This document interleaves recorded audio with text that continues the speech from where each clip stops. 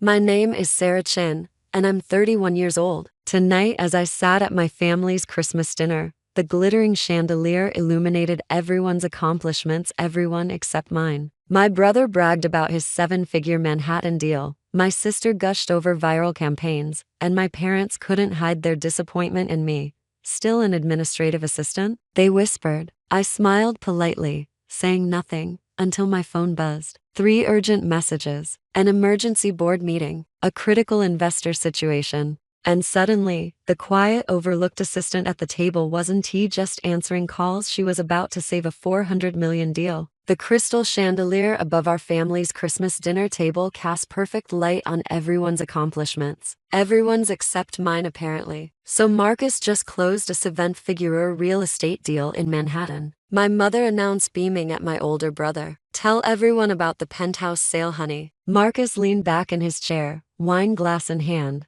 looking every bit the successful real estate mogul our parents had always wanted. The commission alone was enough to buy that lake house I've been eyeing. Nothing major, nothing major, Dad repeated with pride. That's my son. Meanwhile, Rebecca, he turned to my younger sister, his smile just as wide. Your marketing campaign for that luxury car brand is everywhere. I saw the billboard on Fifth Avenue. Rebecca tucked her perfectly highlighted hair behind her ear. The campaign went viral. We're projecting a 40% increase in their quarterly sales. The client wants to double our contract. Incredible, Mom gushed. Both of you are just thriving. We're so proud. I continued cutting my prime rib into small, precise pieces. And Sarah, Dad's voice changed, the pride evaporating. You're still, what was it? An office assistant? Administrative assistant? I corrected quietly. Right.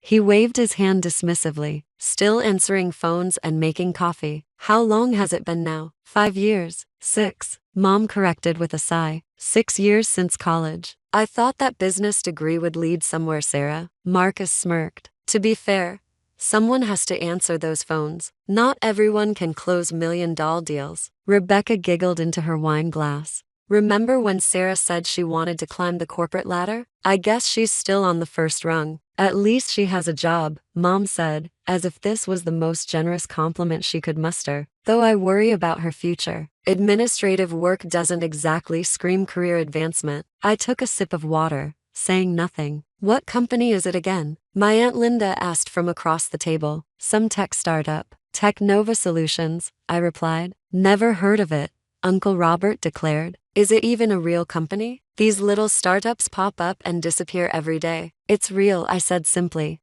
Well, they must not pay much if you're still in that tiny apartment, Marcus added. My assistant makes decent money and even she has a better place than yours. Your assistant? I asked calmly. Yeah, my administrative assistant at the real estate firm. She's great, but it's an entry-level position. She's 22, fresh out of college. Kind of expected at that age. He paused meaningfully. You're 31, Sarah. The table went uncomfortably silent for a moment. Maybe you should consider going back to school, Mom suggested. Get an MBA or something. Give yourself better options than just answering phones. I'm content with my position, I said, taking another bite of my dinner. Dad shook his head. Content. That's the problem with your generation. You settle for content instead of striving for excellence. Look at your brother and sister. They're not content. They're hungry for success. I'm plenty successful, I replied quietly. Rebecca burst out laughing. Successful, Sarah? You're an office assistant. That's literally the definition of not successful. No offense? None taken? I said,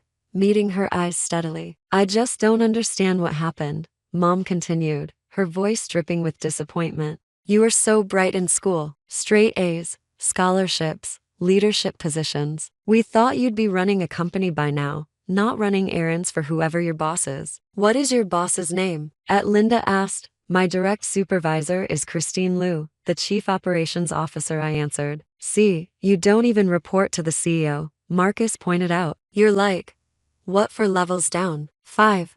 Something like that. I agreed. Uncle Robert leaned forward. Here's some advice, Sarah, from someone who's been in business for 30 years. You need to be more aggressive, take initiative, make yourself visible. Edward, right now, you're invisible, just another face in the office. I appreciate the advice, I said politely. Do you even get benefits? Rebecca asked. Like real benefits, or is it one of those situations where they classify you as a contractor to avoid paying for healthcare? I have excellent benefits, I replied. Well, that's something, Mom said with another sigh. Though benefits don't exactly make up for lack of career progression. When I was your age, I was already a senior manager at the hospital. Different times, Dad added. But still, Sarah, your mother has a point. 6 years and no promotion. That's concerning. Have you thought about applying elsewhere? Maybe a bigger company where there's actual room for growth. I like where I am, I said. Marcus laughed. Of course you do. Why aim higher when you can stay comfortable in mediocrity? Marcus,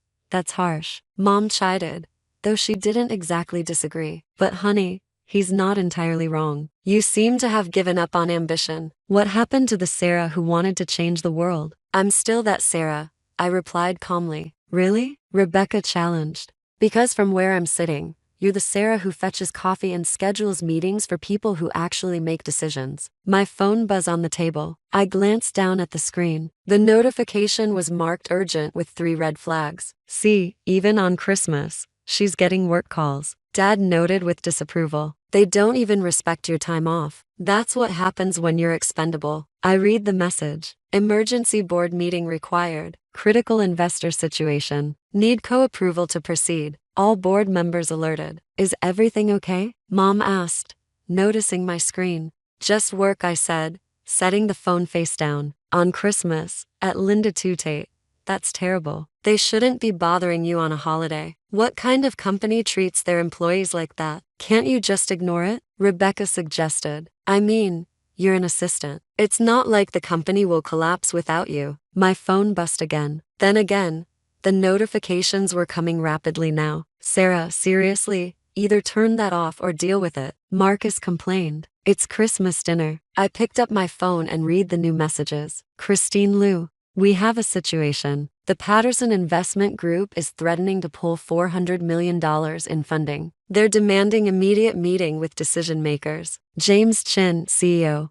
This could sink us. We need executive approval now. David Reynolds, board chair, wears final authority on this. We have 30 minutes before Patterson walks. Sorry, I said, standing from the table. I need to take this. Of course you do, Dad muttered. Can't even enjoy Christmas dinner without your boss snapping their fingers. I walked into the study, closing the door behind me. I quickly typed, conference call in 5 minutes. I'll join from here. The response was immediate. Thank God, we're dead without you. When I returned to the dining room 3 minutes later, everyone was deep in conversation about Rebecca's upcoming campaign for a luxury watch brand. All handled? Mom asked dismissively. Getting there, I replied. Must be nice to be so important that work can't function without you, Marcus said sarcastically. Oh wait, you're an assistant. They probably just needed you to schedule the meeting where actual executives will solve the problem. Something like that, I agreed. Checking my watch, my phone rang. The screen showed, Christino executive line. I'm so sorry, I said to the table. I need to take this. For God's sake, Sarah, Dad snapped. Tell them you're having Christmas dinner with your family. Show some backbone. I answered the phone as I walked back toward the study. Sarah Chin speaking. Sarah,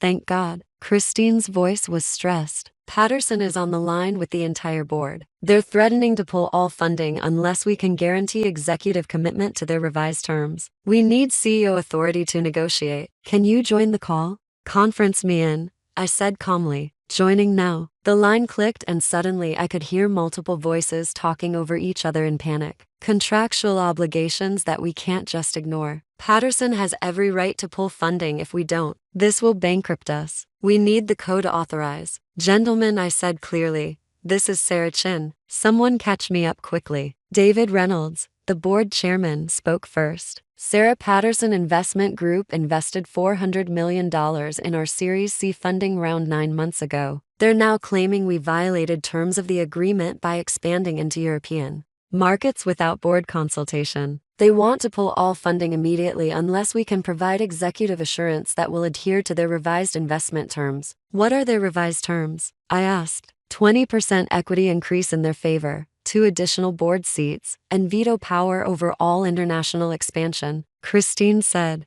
it's insane. we'd be giving them effective control of the company. And if we refuse, I asked, they pull funding, we lose $400 million, our valuation crashes, and we'll likely have to lay off 60% of staff. James Chin, our CFO, answered grimly. We'd be finished. Who am I speaking to from Patterson? I inquired. This is Gregory Patterson himself. A cold voice entered the call. And I'm tired of waiting. I gave you 30 minutes to get your CEO on this call. It's been 28. Where is your chief executive? Or does Technova not take its obligations seriously? I was still in my parents' study. Through the door, I could hear my family laughing about something. Mr. Patterson, I said calmly, I'm sorry for the confusion. I am the CEO of Technova Solutions. The line went completely silent. Excuse me, Patterson finally said. I'm Sarah Chin, founder and Chief Executive Officer of Technova Solutions. I've been since I founded the company 6 years ago. I'm here to discuss your concerns. This is some kind of joke, Patterson said, but his voice had lost its edge. David, please confirm for Mr. Patterson, I said. David Reynolds cleared his throat. Mr. Patterson, I can confirm that Sarah Chin is indeed our founder and co. She's been in that position since the company's inception. Another long silence. You Patterson seem to be struggling. We've been negotiating with Christine Liu for months. We were told she was sealed. We assumed. You assumed Christine reported to someone else. I finished. She does. She reports to me as do all our SOIT executives and board members. But when we did our due diligence, you saw that I maintain a relatively low public profile. I said, I prefer it that way. It allows me to focus on building the company rather than managing my personal brand. Now, regarding your concerns about European expansion, wait, Patterson interrupted. You're telling me that the founder and CEO of a $2.3 billion company has been sitting in on investor meetings and we didn't know it. I attended every meeting regarding your investment, Mr. Patterson. I was introduced as Sarah Chin. You never asked my title. Through the phone, I could hear someone else in Patterson's office saying something urgently. My team is pulling up your information now, Patterson said, his tone completely different. Forbes listed you as one of the top 30 under 35 entrepreneurs 3 years running. Tech Business Magazine called you the most influential CEO in enterprise software. You've been keynote speaker at 4 major tech conferences. How did we miss this? You didn't miss it, I replied. You just assumed someone with my background couldn't possibly be an administrative presence in meetings. Confirmation bias is a powerful thing. Back in the dining room, I heard my father's voice rise. Where did Sarah go again? This is ridiculous, being on call like some kind of servant. Patterson was quiet for a moment. Miss Chin, I owe you an apology. We've been operating under completely false assumptions. The revised terms we proposed were insulting, and frankly showed you hadn't done proper research on our company structure or leadership, I said calmly. You threatened to pull $400 million in funding based on a misunderstanding of our governance. That tells me you're not looking at data. You're looking at assumptions. You're absolutely right, Patterson admitted. I apologize. Can we start this conversation over? We can, I said, but first, let me address your concerns about European expansion. We didn't violate any terms of our agreement. Section 7, Clause 3 of our investment contract specifically allows for international expansion into markets with over 100 million potential users, provided we maintain quarterly revenue growth above 15%. We've maintained an average of 23% growth. The European expansion falls entirely within our contractual rights. I need to review the contract, Patterson said. David, please send Mr. Patterson the relevant sections highlighted. I instructed. Mr. Patterson, I suggest you review with your legal team and call me back in 48 hours when you've verified the information. We're happy to continue working with Patterson Investment Group, but not under duress or based on misunderstandings. Miss Janai, yes, absolutely. Thank you for your patience. Christine, James, David, thank you all for handling this until I could join. We'll reconvene after the holiday. Everyone, enjoy your Christmas. I ended the call and stood in the study for a moment, gathering myself. When I walked back into the dining room, dessert had been served. Tiramisu. Finally, Rebecca said, "We thought you died in there." "Sorry about that," I said, sitting down. "Crisis. Averted. Crisis." Marcus snorted. What kind of crisis could an administrative assistant possibly handle? Did someone need emergency coffee? Something like that, I replied, picking up my dessert fork. See, this is exactly what I'm talking about, Dad said, gesturing at me with his spoon. You're at their back and call 24/7. And for what? A modest salary and zero recognition. You need to find a company that values you, Sarah. I'm quite valued where I am, I said. Mom shook her head sadly. You say that, but honey, if they valued you, you'd have been promoted by now. 6 years as an assistant. That's not value. That's exploitation. My phone buzzed again. Multiple notifications. Christina, you're incredible. Patterson just sent over a formal apology and requested a call with you directly next week. David Reynolds, that was masterful. You had no idea who he was threatening. James Chin, you just saved the company. Merry Christmas, boss. More work emergencies? Rebecca asked mockingly. Let me guess. Someone needs copies made. Just colleagues saying Merry Christmas, I replied. How thoughtful, Aunt Linda said. Though I suppose even bosses can be pleasant on holidays. Does your supervisor appreciate you at least? My supervisor is very appreciative, I confirmed. Marcus leaned forward. Seriously though, Sarah, what's your 5-year plan? You can't answer phones forever, even if you like the company. Don't you want to move up? Become a manager or something. I'm comfortable with my current trajectory, I said. Current trajectory, Dad repeated with disgust. What trajectory? You're stagnant, static. You're not going anywhere. I disagree, I replied calmly. Then enlighten us, Rebecca challenged. What's this big trajectory we're missing? What's your secret plan for success? I took a bite of tiramisu. I'm content where I am. Content again. Mom sighed. That word. It's like you've given up on dreaming. Uncle Robert jumped in. When I was your age, I was already running my own department. Had 12 people reporting to me. That's success, Sarah. That's ambition. What do you have to show for 6 years? Experience, I answered. Experience as an assistant, Marcus clarified. That's like saying you have 6 years of experience making coffee. It's not impressive. My phone rang again. This time the screen showed Michael Torres' Wall Street Journal. Oh, for heaven's sake, Dad exploded. Turn that thing off. It's Christmas. I should take this, I said quietly. I'll be quick. Of course you will, Rebecca muttered. Can't keep your boss waiting. I stepped into the hallway and answered. Michael, Merry Christmas. Sarah, sorry to bother you on the holiday. Quick question. I'm running the piece on Technova's Q for performance tomorrow. Can you confirm the revenue numbers? My sources say you hit $890 million for the quarter, which would put your annual revenue over $3 billion for the first time. That's correct, I confirmed. We'll make the official announcement on the 27th. Incredible. That's what 200% growth from last year. Closer to 220, I said, but let's stick with the conservative estimate for your article. You got it. One more thing. Forbes is finalizing their most powerful women in tech list. They're putting you at number 7. Any comment? You appreciate the recognition, but I'd rather the focus stay on our team's achievements than individual accolades. Classic Sarah Chin. Michael laughed,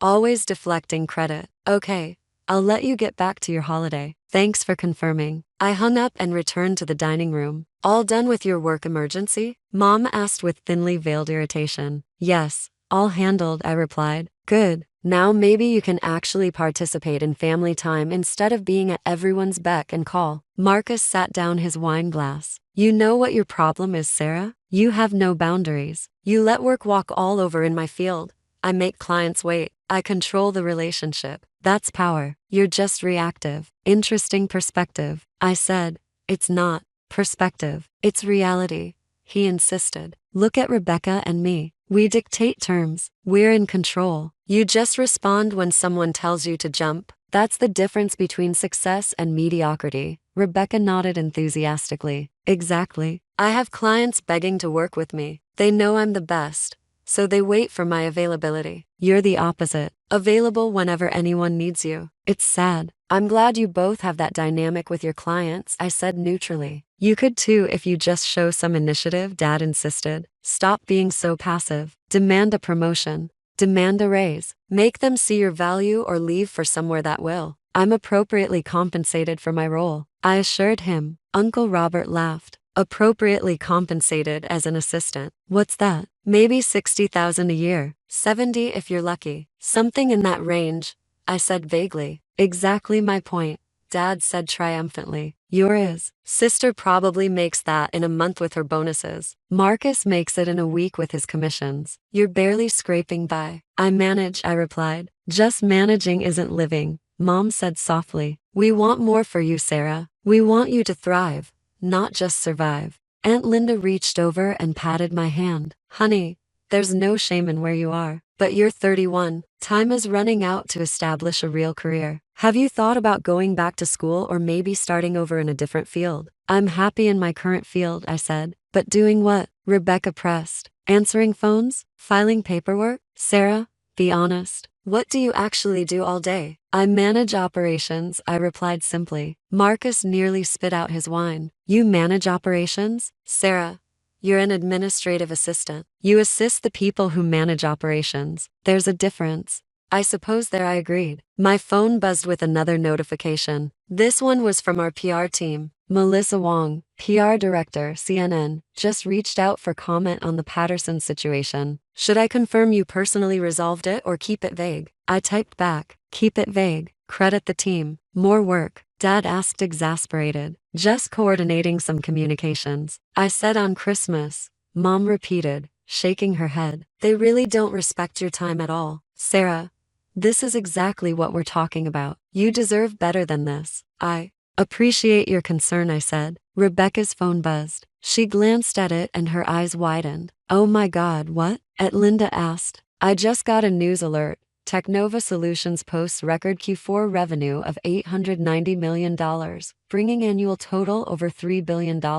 That's the company you work for, right, Sarah? Yes, I confirmed. Holy, Marcus said, pulling out his own phone. A $3 billion company? I thought you said it was some small startup. I never said it was small. I corrected gently. You assumed. Dad was already Googling on his phone. Technova Solutions, leading enterprise software solutions provider valued at $15 billion, offices in 18 countries, over 3,000 employees. He looked up at me, confused. This is where you work? Yes, I said. As an administrative assistant, Mom asked incredulously. That's how I identify when I'm not discussing work details, I replied. Rebecca was scrolling rapidly. Sarah, this company is massive. They're publicly traded. They're partnered with Microsoft and Google. How have we never heard of this? You weren't interested enough to ask about specifics, I said calmly. Marcus found something on his phone. His face went pale. There's a photo here from last year's Tech Innovation Summit. Technova CEO Sarah Chin delivers keynote on the future of enterprise AI solutions. He looked up at me. The entire table went silent. Yes,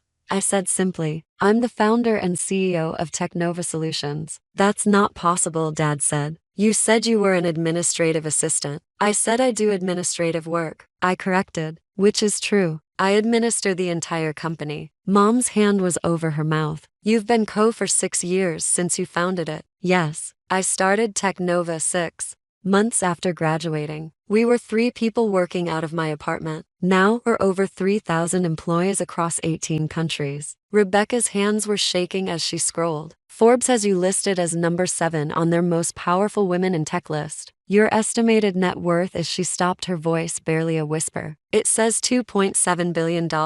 Market valuations fluctuate, I said, but that's approximately correct. Uncle Robert looked like he might faint. You're a billionaire. On paper, I confirmed. Most of it is tied up in company equity. Aunt Linda's voice was tiny. And you just let us, all of us, call you an office assistant for 6 years. You called me that, I said gently. I simply didn't correct you. Every time you asked about my job, I gave you truthful answers. I do work at Technova. I do handle administrative functions. I do report to Christine Liu on operational matters. She's my COO and I value her input immensely. Everything I told you was accurate. You just made assumptions about what those facts meant. Marcus had found the Wall Street Journal article from earlier this year. Sarah Chin, the quiet revolutionary, changing enterprise software. It says here, you turned down acquisition offers from both Apple and Amazon worth over $20 billion because you wanted to maintain independence. The offers were flattering, I acknowledged, but we're building something special. I didn't want to give up control.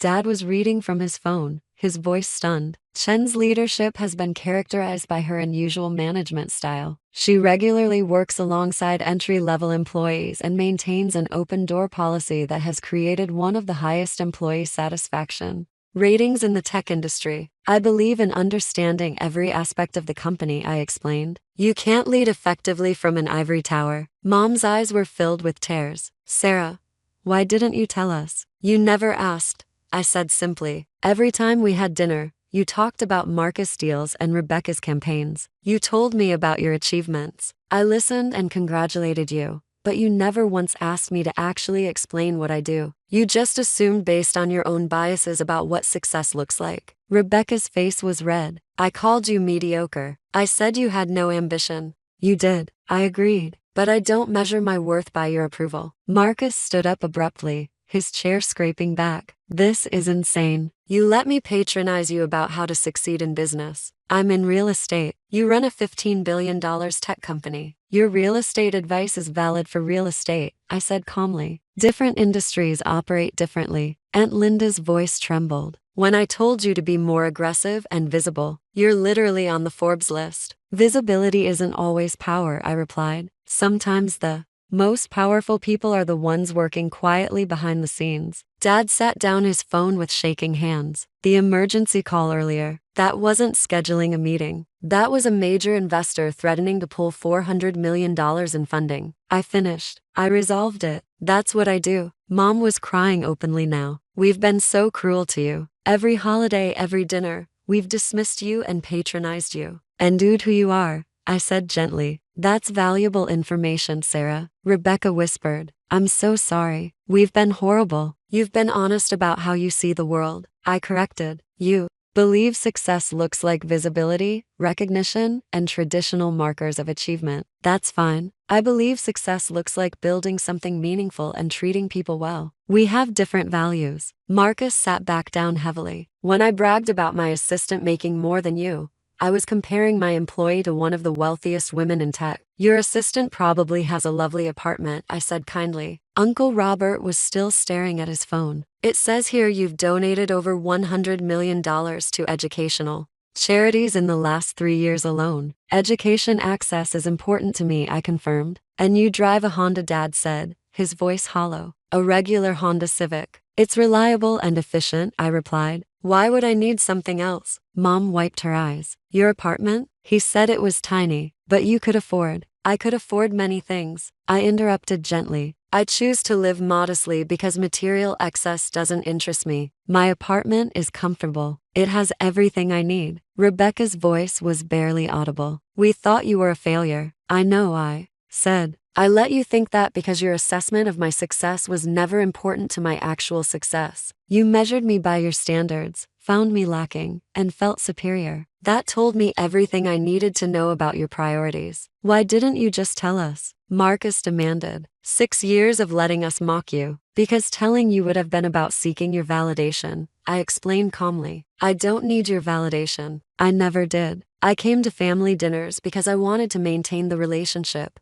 not because I needed your approval of my choices. Dad's voice cracked. We've been so wrong about you. You've been exactly who you are, I replied. I accepted that a long time ago. Aunt Linda stood abruptly. I'm sorry. I need a moment. She left the table quickly. The silence that followed was deafening. Finally, Uncle Robert spoke. The advice I gave you earlier about being more aggressive and visible, that was advice that works in your industry. I finished. Different contexts require different approaches. There's no single path to success. Mom reached for my hand. Can you forgive us? There's nothing to forgive, I said truthfully. You showed me who you are when you thought I was powerless. That's actually a gift. I know exactly where I stand with each of you. Marcus's voice was eternally now, I replied. You respected me when you thought I had power. You dismissed me when you thought I didn't. That tells me your respect is conditional on status, not character. Rebecca started crying. Sarah, please. We made a mistake. A terrible mistake. You made a choice. I corrected gently. Every dinner, every holiday,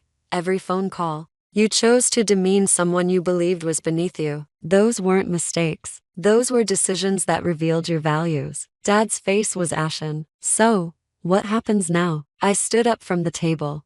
gathering my coat. Now I go home. I have a board meeting tomorrow to prepare for. We're expanding into 3 new Asian markets, and I need to review the proposals. On the day after Christmas, Mom asked weakly. Building a $15 billion company doesn't stop for holidays, I replied. But I make time for family dinners even when they're difficult. That's the difference between us. I show up regardless of whether I'm appreciated. Marcus stood too. Sir, wait, please.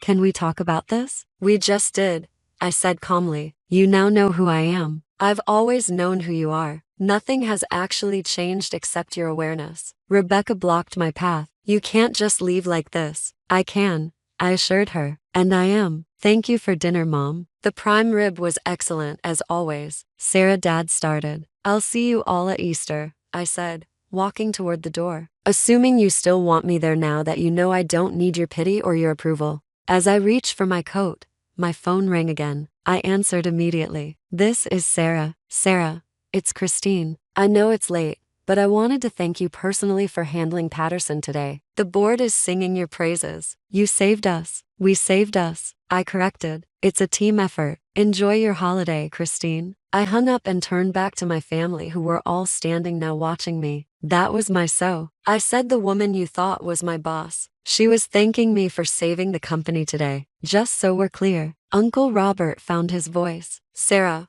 we owe you an enormous apology. You owe me nothing. I replied, you've given me exactly what I needed. Clarity about who you are when you think no one powerful is watching. I opened the door, pausing to look back at them one last time. Merry Christmas, I said quietly. I hope you all have wonderful success in the new year. I know I will. As I walked to my reliable Honda Civic, I could hear raised voices from inside the house. Arguments, recriminations, desperate attempts to process what had just happened. I sat in my car for a moment, checking my messages. There were dozens, board members, executives, investors, all checking in about the Patterson situation, all treating me with the respect my family had never shown. I started the engine and drove away from the house where I spent 6 years being diminished by people who love status more than substance. My phone rang one more time. Michael Torres from the Wall Street Journal again. Michael, I answered. What can I do for you? Quick follow-up. Patterson Investment Group just released a statement praising your exceptional leadership and clear vision for Technova's future. They're calling you one of the most underestimated CEOs in tech. Any comment? I smiled, thinking of my family's faces when they realized who I'd been all along. Just this. The best leaders are the ones no one sees coming. Success doesn't require an audience, Michael. It just requires doing the work. Perfect. That's going in the headline. Thanks, Sarah. As I drove through the quiet Christmas evening streets, I thought about my family learning to live with the knowledge that they dismissed a billionaire co as a failure for 6 years. That I realized was its own kind of justice. I didn't need them to understand me. I didn't need them to respect me. I just needed them to finally see what had been there all along. Someone who measured success by impact, not approval. And tomorrow, I'd go back to building my company, leading my team, and changing my industry, with or without my family's belated recognition. Ever felt underestimated? Watch how being overlooked became my ultimate advantage. Click. To see the moment I turned the tables and commanded $400 million with a single call.